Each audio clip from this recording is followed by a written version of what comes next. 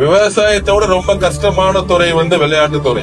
ஜப்பான்கார என்னென்னமோ கண்டுபிடிக்கிறா, நான் எதை கண்டுபிடிச்சிட்டு வந்துக்குது பாரு. கைஸ், விளையாட்டுத்துறை அமைச்சராகவும் எதிர்க்கட்சிகளால இவர் தாங்க டிலல் உலக முதலமைச்சர் அப்படின்ற மாதிரி சொல்லக்கூடிய ஆதவ் அர்ஜுனா விவசாயத்துறையை விட விளையாட்டுத்துறை வந்து ரொம்ப கஷ்டமான துறை அப்படின்ற மாதிரி பேசியிருக்காரு.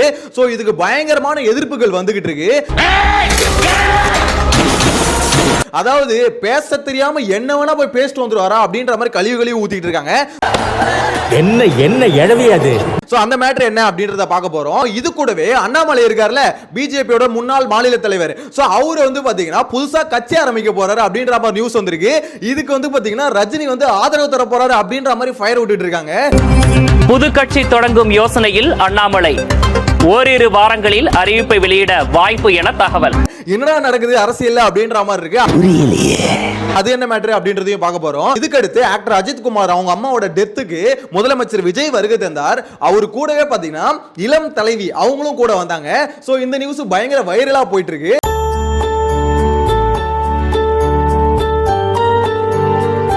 லஞ்ச ஒழிப்புத்துறை இயக்குனராக அருண் ஐபிஎஸ் வந்து முதலமைச்சர் விஜய் வந்து நியமிச்சிருக்காரு. சென்னையில சிட்டி கமிஷனர் அருண் அவர்களை உடனடியா மாத்த செய்யணும். அந்த அளவுக்கு ஒரு நேர்மையற்ற ஒரு அதிகாரியா இங்க இருந்துகிட்டு இருக்காரு. ஆனா விஷயம் என்னன்னா, இதே அருண் ஐபிஎஸ் ஆதவ் அர்ஜுனாவும் டிவிகேவும் பாத்தீங்கன்னா இதுக்கு முன்னாடி கழிவு ஊத்துனாங்க. திமுகவுக்கு சொம்படிக்கிறாரு, அவங்களுக்கு சாதகமா எல்லாத்தையும் செய்யறாரு அப்படின்ற மாதிரி கழிவு ஊத்துனாங்க. ஹைகோர்ட் என்ன சொல்லிருக்குன்னா, லஞ்ச ஒழிப்புத்துறை இயக்குனரா இருக்கிறதுக்கு நேர்மையான அதிகாரிகளை சூஸ் பண்ணணும் அப்படின்ற மாதிரி கிரிட்டிசைஸ் பண்ணிருக்கு. ஒரு அசிங்கமாய் போச்சு குமார். அந்த அளவுக்கு முதலமைச்சர் விஜய் எதுக்காக இவரை தூக்கி அங்க போட்டாரு அப்படின்றதையும் பார்க்க போறோம். சோ எல்லாத்தையும் டீடைலா பார்க்கலாம். சேனலை ஃபர்ஸ்ட் டைம் பாத்தீங்கன்னா சப்ஸ்கிரைப் பண்ணிட்டு வீடியோ லைக் பண்ணி வச்சுக்கோங்க. ஒன் பை ஒன்னா பார்த்தலாமா? ஃபர்ஸ்ட் ஆஃப் ஆல் முதலமைச்சர் விஜய்க்கு அடுத்து ரொம்ப பவர்ஃபுல்லான ஒரு ஆள் யாருன்னு பாத்தீங்கன்னா இப்போதைக்கு அரசாங்க ஆதவ் அர்ஜுனா தான். ஆனா அந்த மனுஷன் ஆக்சுவலா விளையாட்டுத்துறை அமைச்சரா இருக்காருல்ல, அந்த துறையில இருக்க யங்ஸ்டர்ஸை ஊக்கப்படுத்துறதுக்காக என்ன வேணா பேசலாம். ஆனா அதுக்குன்னு வாய்க்கு வந்ததெல்லாம் பேசக்கூடாதுல்ல. விவசாயத்தோட ரொம்ப கஷ்டமான துறை வந்து விளையாட்டு துறை. ஏன்னா ஒரு விளையாட்டு வீரன் காலை 5 மணிக்கு எந்திரிச்சு 6 மணிக்கு கிரவுண்ட்ல இருக்கணும். 3 மணி நேரம் அவனுடைய பிராக்டிஸ் செஷனை பாத்தீங்கன்னா, ஏன்னா இப்ப எல்லாரும் என்ன கேட்டுட்டு இருக்காங்கன்னா, விளையாட்டுத்துறை அமைச்சர் நீங்க சாப்பிட்டு போய் தானே அதெல்லாம் பேசுனீங்க, உங்களுக்கு அந்த சாப்பாடை போட்டதே விவசாயம் தான். சோ அப்படி இருக்கும்போது விளையாட்டுத்துறை வந்து பாத்தீங்கன்னா விவசாயத்தை விட ரொம்ப கஷ்டமான விஷயம் அப்படின்னு நீங்க பேசுறதுலாம், அப்ப விவசாயிகள் வந்து அவ்வளவு ஈஸியா ஜாலியா வந்து வேலை செஞ்சுட்டு போயிட்டு இருக்காங்களா? விளையாட்டுத்துறையில வந்து பாத்தீங்கன்னா காலையில 5 மணிக்கெல்லாம் வந்துடணுமா? ரொம்ப கஷ்டமான ஒரு துறையா அது. நைட்டும் பார்க்கலாம், டைமே பார்க்காம உழைச்சிக்கிட்டு இருக்காங்க விவசாயிங்க. அதெல்லாம் இந்த மனுஷன் கண்ணுக்கு தெரியாது. ஏதோ இவர் வந்து பாத்தீங்கன்னா பரம்பரையா விவசாயியா இருந்ததாவும் அந்த விவசாயத்தை வந்து பாத்தீங்கன்னா ரொம்ப ஈஸியா எல்லாம் பண்ணது இவர் பார்த்த மாதிரி வந்து பேசிக்கிட்டு இருக்காரு.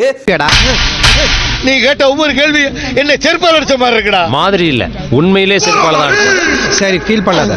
இருக்கிறதுல ரொம்ப கஷ்டமான ஒரு தொழில், அது ஆக்சுவலா தொழில் இல்ல, ஒரு வாழ்வியல் இருந்தாலும் சொல்றேன். ஆனா இருக்கிறதுல ரொம்ப கஷ்டமான ஒரு தொழில்னு பார்க்கும்போது பாத்தீங்கன்னா விவசாயம் தான். ஏன்னா டே அண்ட் நைட் பார்க்காம டைமே பார்க்காம உழைச்சிக்கிட்டு இருப்பாங்க. அப்படிப்பட்ட ஒரு துறையை வந்து பாத்தீங்கன்னா மட்டுப்படுத்தி அதை விட விளையாட்டுத்துறை வந்து ரொம்ப கஷ்டமான விஷயம் அப்படின்ற மாதிரி பேசிருக்காரு. இதுக்கு வந்து பாத்தீங்கன்னா எல்லாம் கழுவி ஊத்திட்டு இருக்காங்க சோஷியல் மீடியா ஃபுல்லாவே. நோ கமெண்ட்ஸ், சிம்பிளி வேர். ஏன்னா மோட்டிவேஷனல் ஸ்பீச் கொடுக்கறதுலாம் ஓகே தான், அதுக்குன்னு கொஞ்சமாவது மூளையை யோசிச்சு ஸ்பீச் கொடுத்துருக்கணும். ஏன்னா இந்த இடத்துல விவசாயத்தை கீழே இறக்கி விளையாட்டை வந்து மேல தூக்கி வைக்கிற மாதிரி இருக்கு. விளையாட்டுல ஒரு டீம் தோத்து போச்சுன்னா அடுத்த மேட்ச்ல வந்து ஜெயிச்சுக்கலாம். ஆனா விவசாயி தோத்து போயிட்டானா சூசைடு தான்யா. சோ அப்படிப்பட்ட ஒரு துறையை வந்து பாத்தீங்கன்னா விளையாட்டு கூட கம்பேர் பண்றது எவ்வளவு கேவலமான விஷயம். ஏன்னா மூக்கு புடப்பா இருந்தா சில நேரத்துல இப்படி எல்லாம் யோசிக்க தோணும் கொஞ்சம். இத பாக்கும்போது ஒரு டயலாக் தான் ஞாபகம் வருது. இந்த கனா படத்துல வந்து பாத்தீங்கன்னா கிளைமாக்ஸ் போர்ஷன்ல சிவகார்த்திகேயன் பேசிருப்பாரு, விளையாட்டா இவ்வளவு சீரியஸா பார்க்க தெரிஞ்ச நம்மளுக்கு விவசாயத்தை விளையாட்டா கூட பார்க்க தெரியலையே அப்படின்ற ஒரு டயலாக் வச்சிருப்பாங்க.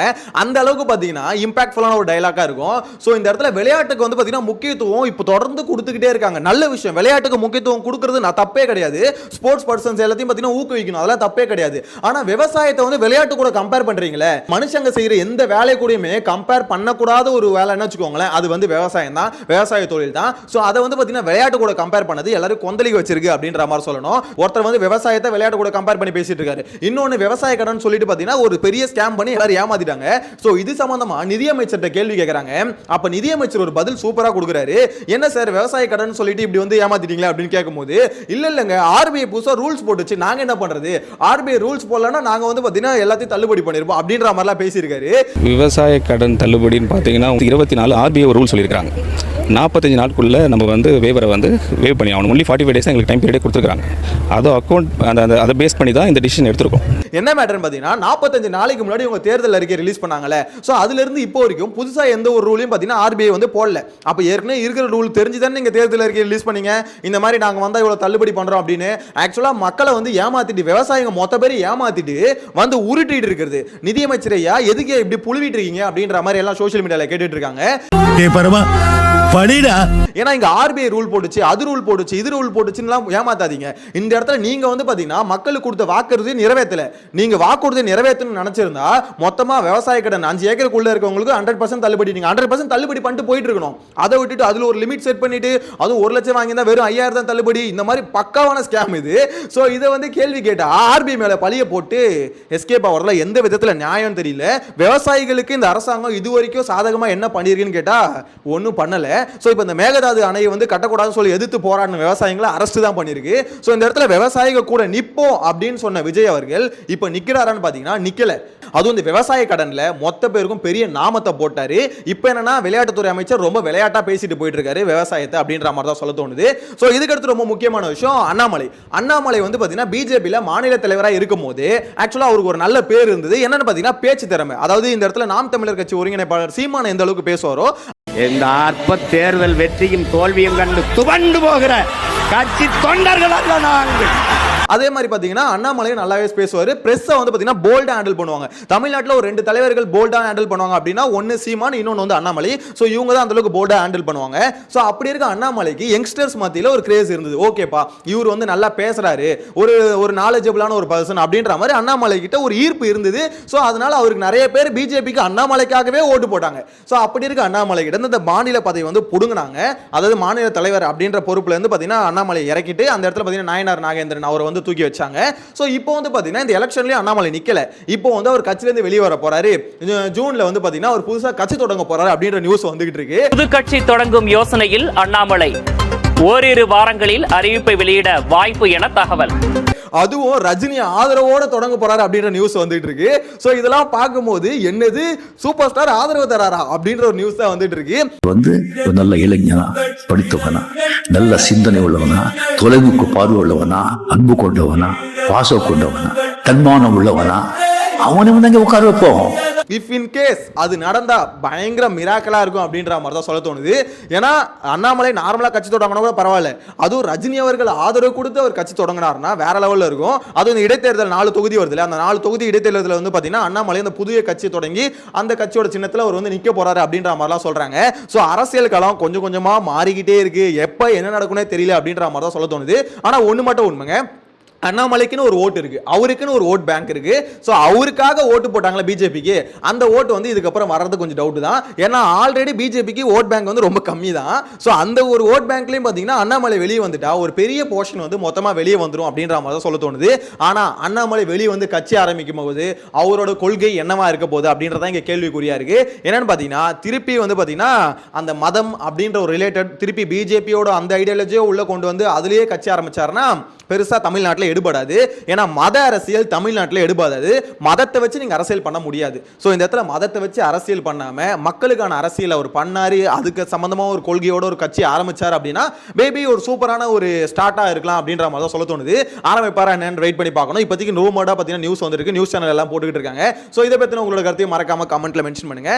நெக்ஸ்ட் வந்து ரொம்ப ரொம்ப முக்கியமான விஷயம், ஆக்டர் அஜித் இருக்கார்ல, அவரோட அம்மா வந்து இறந்துட்டாங்க. சோ அதுக்கு வந்து பாத்தீங்கன்னா எல்லா தலைவர்களும் வந்தாங்க, சீமான் வந்தாங்க, கட்சி தலைவர்கள் எல்லாருமே வந்தாங்க. அதே மாதிரி பாத்தீங்கன்னா ஆக்டர் ஆக்ட்ரஸஸ் எல்லாருமே வந்தாங்கன்னு வச்சுக்கோங்களேன். அந்த வகையில் தமிழ்நாடு முதலமைச்சர் அஜித் அவர்களுடைய நண்பர் விஜய் அவரும் வந்திருந்தாரு.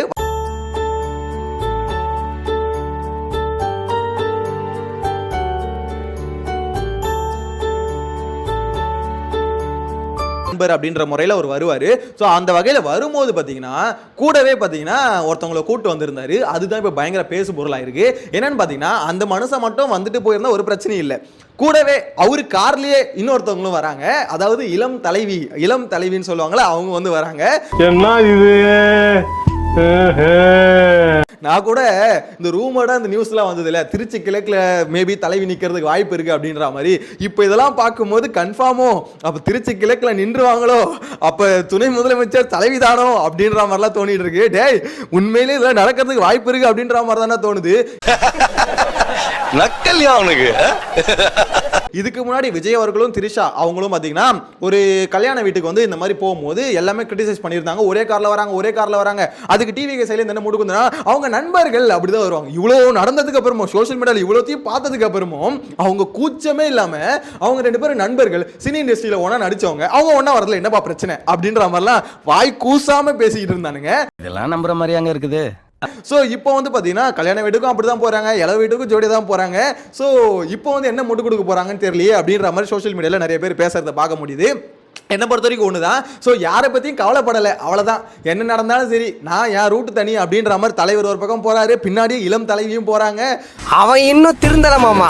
இதெல்லாம் பார்க்கும்போது ஒரு விஷயம் தான் தோணுது. திரிஷா கொஞ்சம் வருஷத்துக்கு முன்னாடி ஒரு பேட்டியில சொல்லியிருப்பாங்க, நான் வந்து சிஎம் ஆக போறேன் அப்படின்ற மாதிரி. மேபி அதுக்கான ஸ்டெப்பு ஆரம்பிக்க போதோ அப்படின்ற மாதிரி சொல்ல தோணுது. இதெல்லாம் வந்து சும்மா ஃபன்னா இருக்க மாதிரி தானே இருக்கு. எல்லாமே ஃபன்னா தாங்க பேசுனது, ஆனா ரியாலிட்டியில எல்லாம் நடந்துகிட்டு இருக்கு. ஸோ தமிழ்நாடு பாலிடிக்ஸ் இப்போ அப்படிதான் போயிட்டு இருக்கு அப்படின்ற மாதிரி சொல்லணும். இன்னொரு சைட்ல தமிழ்நாட்டில் சட்டம் ஒழுங்கு வந்து ரொம்ப மோசமா இருக்குன்னு நம்ம எல்லாம் பேசிட்டு இருந்தாலும், அதே சமயத்துல டிவிகேல இருக்க கட்சிக்காரங்களே பாத்தீங்கன்னா சில இடத்துல வந்து அத்துமீறிக்கிட்டு இருக்காங்க. நேத்து கூட ஒரு நியூஸ் பார்த்திருப்பீங்க, தாவேக நிர்வாகி ஒருத்தரை போட்டு பொல பொழந்திருப்பாரு. இப்போ ஒரு போலீஸ் தேடிட்டு இருக்காங்க, கட்சியில இருந்து நீக்கி இருக்காங்க. இந்த மாதிரி பல இடத்துல பாத்தீங்கன்னா டிவிகேவோட நிர்வாகிகளே பாத்தீங்கன்னா அதிகாரத்தை வந்து கையில் எடுத்துக்கிட்டு இருக்காங்க. அந்த கத்தியை எடு, இவனை வண்டியில ஏத்து என்று ஒரு சாதாரண தொழிலாளியை தாவேக்க கொடி கட்டிய காரில் வந்த நபர் மிரட்டி தாக்கும் இந்த காட்சிகள் இணையத்தில் தீயாய் பரவியது. இது சோ அவங்க கட்சி ஆட்சிக்கு வந்துருச்சு அப்படின்ற எண்ணத்துல திமுக என்ன பண்ணிட்டு இருந்ததோ அதை வந்து பாத்தீங்கன்னா இப்ப டிவிக்கே பண்ண ஆரம்பிச்சிருக்கு அப்படின்ற மாதிரி தான் சொல்ல தோணுது. சோ முதலமைச்சர் விஜய் வந்து பாத்தீங்கன்னா இந்த சட்ட ஒழுங்குல ஃபோக்கஸ் பண்ணி கொஞ்சம் நடவடிக்கைகள் எடுக்கும் போது, அதே சமயத்துல அவங்க கட்சியில இருக்கவங்க மேலேயும் நடவடிக்கை எடுக்கிறது மட்டும் பத்தாது, அதுக்கு முன்னாடி அதாவது அவங்க தப்பு பண்றதுக்கு முன்னாடி வார்னிங்க ரொம்ப ஸ்ட்ரிக்டா கொடுங்க. நீங்க என்ன வார்னிங் கொடுத்தாலும் கண்டுக்காத மாதிரி தான் இப்போதைக்கு அவங்க பண்ணிட்டு இருக்காங்க. அவ்வளவு அதிகாரம் எங்க இருந்து வருது அவங்களுக்கு? கார்ல இருந்து இறங்கி பாத்தீங்கன்னா பட்டு அடிக்கிறானுங்கன்னா அந்த அளவுக்கு பாத்தீங்கன்னா அந்த அதிகாரம் நம்ம கட்சி ஆட்சியில இருக்கு, எதுவும் பண்ணாதுன்ற ஒரு தைரியம், அந்த ஒரு அதிகாரம் வந்து அவங்களுக்கு வந்துருச்சு. அந்த அதிகாரம் மபதன்னு சொல்லுவாங்கல்ல, அது வந்ததுக்கு அப்புறம் தான் இந்த அளவுக்கு நடக்குது. சோ அது வந்து பாத்தீங்கன்னா டிவிகே கட்சிக்காரங்கள முதல்ல டிவிகே கட்சி வந்து கண்டிச்சு வைக்கணும். அதுக்கப்புறம் நீங்க பொதுமக்கள்கிட்ட வரணும். ஃபர்ஸ்ட் உங்க கட்சியில இருக்கவங்கள முதல்ல கண்ட்ரோல் பண்ணி வைக்கணும் அப்படின்ற மாதிரி தான் சொல்ல தோணுது. அருண் ஐபிஎஸ் இவரை வந்து பாத்தீங்கன்னா லஞ்ச ஒழிப்புத்துறை இயக்குனரா வந்து ஃபிக்ஸ் பண்ணிருக்காங்க. சோ இதுக்கு வந்து பாத்தீங்கன்னா ஷவுக்கு சங்கர்லாம் பயங்கரமா கத்திக்கிட்டு இருந்தாரு. வெளிப்படையா சொல்லிட்டாங்க, லஞ்ச ஒழிப்புத்துறையின் இயக்குனராக நீங்கள் நியமித்திருக்கக்கூடிய நபர் லஞ்சம் வாங்கி கொண்டு குற்ற சட்டத்தை போட்டிருக்கிறார் என்று சொல்லிவிட்டார்கள். வேற என்ன வேணும்? அவரை போய் ஏன் ஃபிக்ஸ் பண்ணாங்க அப்படின்ற மாதிரி இதே ஆதவர்ஜுன் என்ன சொல்லியிருந்தாருன்னா, எலெக்ஷனுக்கு முன்னாடி இந்த அருண் ஐபிஎஸ் வந்து எங்களுக்கு எதிராக செயல்படுறாரு, நாங்க வந்து எலெக்ஷன்ல எந்த இடத்துல போனாலும் எங்களுக்கு பர்மிஷன் கிடைக்க மாட்டேது, அவரை முதல்ல இங்க இருந்து மாத்தணும் அப்படின்ற மாதிரிலாம் சொல்லியிருந்தாரு. சென்னையில சிட்டி கமிஷனர் அருண் அவர்களை உடனடியா மாத்த செய்யணும். அந்த அளவுக்கு ஒரு நேர்மையற்ற ஒரு அதிகாரியா இங்க இருந்துகிட்டு இருக்காரு.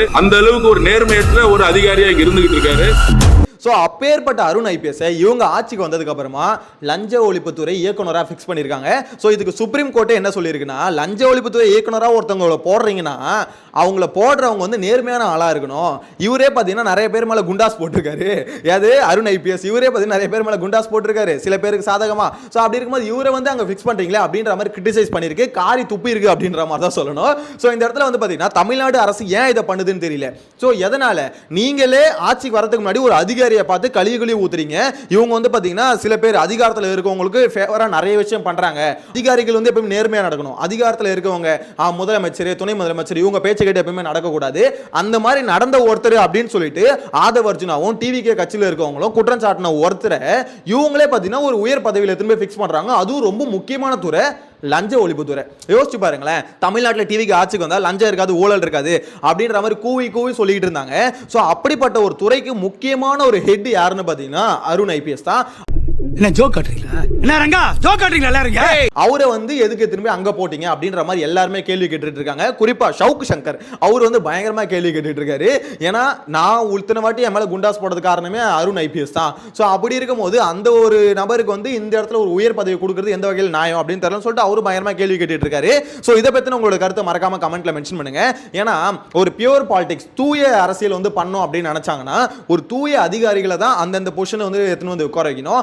ஆல்ரெடி இவங்க வந்து கரப்டட்னு இவங்களே குற்றச்சாட்டின ஒருத்தரை இவங்களே ஒரு உயர் பதவியில எடுத்துன்னு வந்து உட்கார வச்சாங்கன்னா எந்த வகையில நியாயம்? சோ இதுல எங்க அந்த பியூர் பாலிடிக்ஸ் வருது அப்படின்ற ஒரு கேள்வி வந்திருக்கு. டிவிகே கட்சியை பொறுத்த வரைக்கும் இப்போ அவங்க ஆட்சி முறை இருக்குல்ல, அதை வந்து கெஸ் பண்ணவே முடியல. என்ன நினைச்சு பண்றாங்க, எதுக்காக இதை பண்றாங்க அப்படின்றத கெஸ் பண்ணவே முடியல. ஏன்னா ஒரு மாதிரி அது ஒரு ஃப்ளோல போயிட்டு இருக்கு. இது எங்க தானே போய் முடியும் அப்படின்ற மாதிரி தான் இருக்கு. சில இடத்துல பார்க்கும்போது ஓகே ஓரளவுக்கு ஏதோ கொஞ்சம் சேஞ்சஸ் இருக்கு, கொஞ்சம் பெட்டரா பண்ற மாதிரி இருக்கு. ஆனா பல இடத்துல பார்க்கும்போது இல்லையே, ஒரு பிளானிங் கூட இதெல்லாம் பண்றாங்களா இல்லையா அப்படின்ற ஒரு கேள்வி தான் வந்துகிட்டு இருக்கு. சோ இதை பத்தின ஓவராலா உங்களோட கருத்து வந்து மறக்காம கமெண்ட்ல மென்ஷன் பண்ணுங்க. நெக்ஸ்ட் வீடியோல மீட் பண்ணலாம். Tata bye by.